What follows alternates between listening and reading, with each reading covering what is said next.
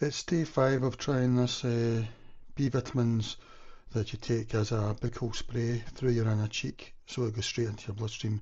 But I've had to cut back from the recommended dosage of 4 sprays a day, 4 squirts a day, to around about 2.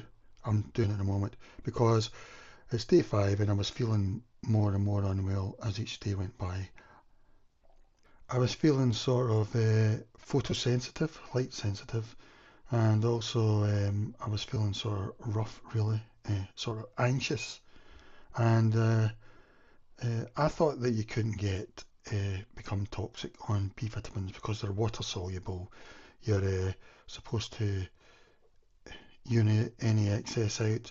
But I should have remembered that even for something, you can get a niacin flush for a start, which is where you get sort of red rash, but you also feel pretty ill because I've had that in the past. I didn't have it here, but maybe I wasn't far off. And also, I just checked Google Gemini to check about this, and I'll show you what Google Gemini said about this possibility of getting toxicity from B vitamins, taking too many. I asked Google Gemini, what could this be, so I asked it. I'm taking all essential B vitamins as a buccal spray and feeling well, like it's building up and not being cleared. Which ones are most likely to make me feel unwell? And here's how it replies. I'll just go straight down to it. Number 1, suspect, vitamin B6, pyridoxine. So this was a surprise to me. I thought that would clear very easily. This is one of the most commonly implicated B vitamins in toxicity. High doses, especially over time, even below 200 milligrams per day, that's taking it through the digestion system in some cases, can lead to peripheral neuropathy. Yeah, that's what I felt like. Actually, something like that. It was sort of anxiety, a strangeness. This is a key symptom causing numbness, tingling, burning, or pain in the hands and feet.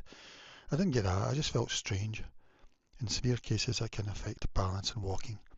Skin lesions, sensitivity to light, photosensitivity. Yeah, I got that. Nausea and heartburn. No, I didn't get that. Number 2, vitamin B3, niacin. The niacin flush.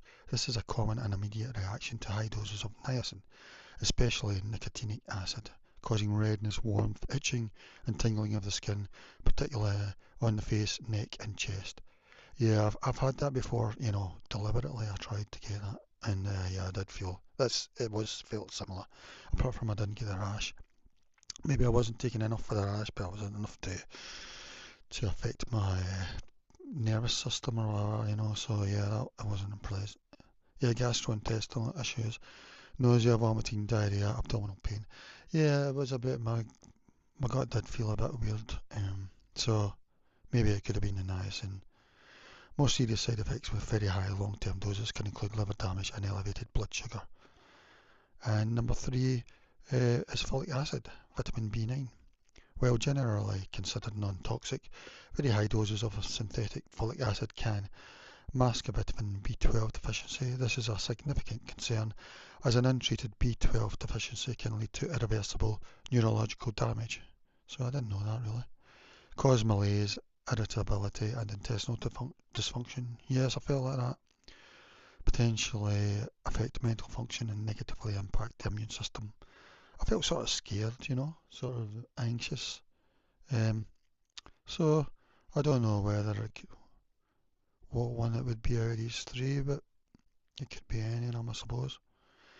Other B vitamins. Vitamin B12, cobalamin. While oral and buccal B12 are generally considered very safe even at high doses, as the body only absorbs what it needs and excretes the rest. That's what I thought all B vitamins do. Some individuals report mild side effects like diarrhea, itching, headache, dizziness, nausea, vomiting, or hot flashes. Very rarely severe allergic reactions like anaphylaxis have been reported with injectable B12.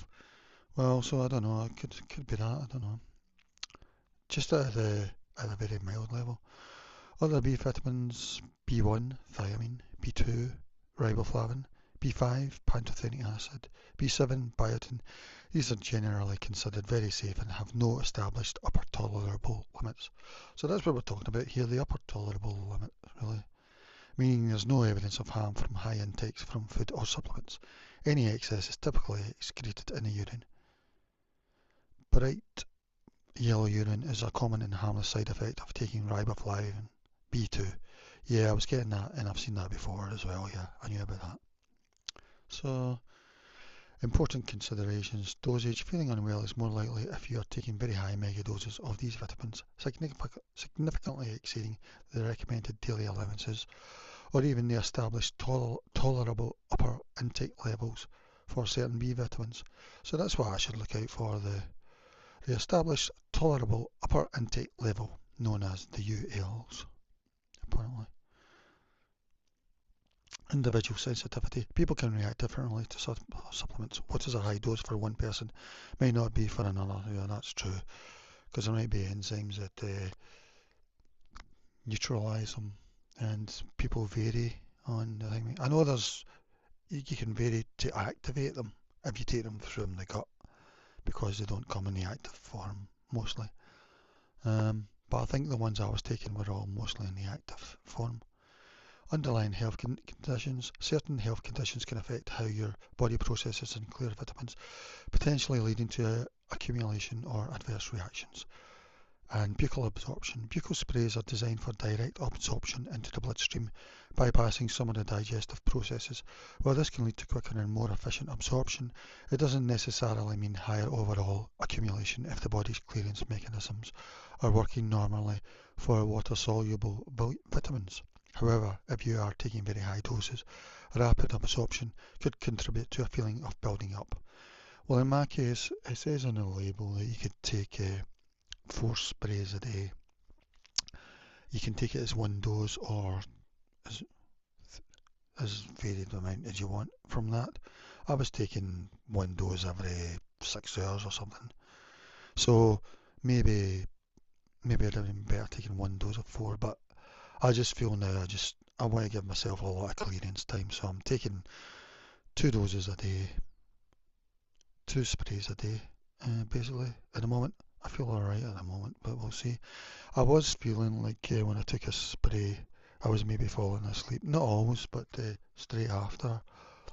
So, which felt quite good actually. Although I started having nightmares at the end, and I always take nightmares as a sign that I'm toxic. I could be wrong about that, but that's how I feel. So, I don't know, it was some sort of build up for me.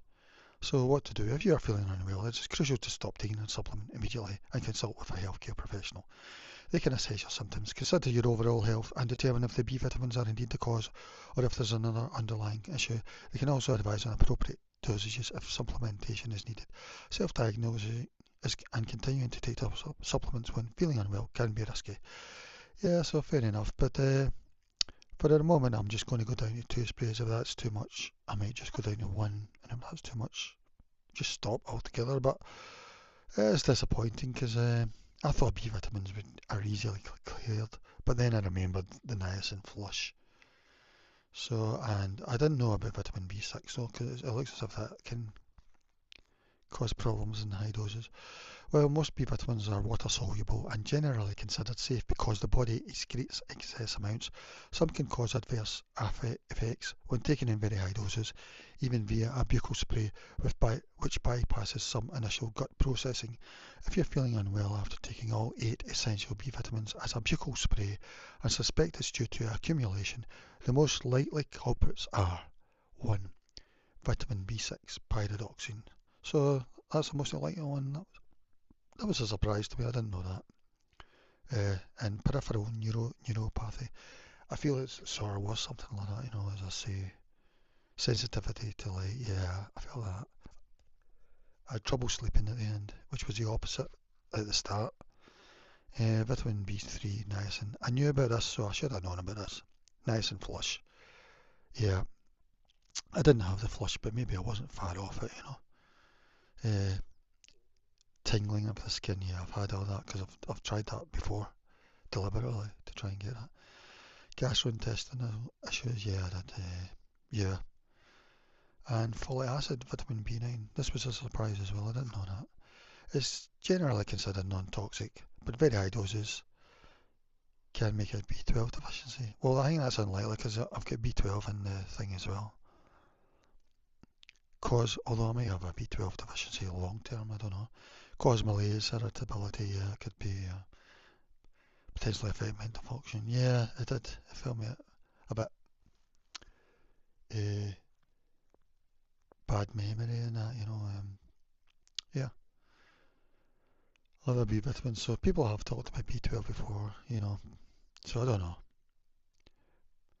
But the other ones seem to be generally considered safe. So I don't know. I just wanted to mention this. This is basically part 3 of my video on this supplement and the concept of taking B vitamins, all 8 B vitamins, as a buccal spray, which I think is a great idea in theory because it bypasses the digestive system. It's going straight into the blood. That's where you want it. And it's usually the most bioactive kind as well. So I think apart from that, I think it felt as if it was doing me some good, really. Especially it was giving me a calmer sleep, I felt. And um, yeah, I felt good overall. And then say day 3, 4, or 5, it started feeling a bit weird. Day 5, really that was enough for me, especially at night. Okay, that's all for now on this. So bye bye.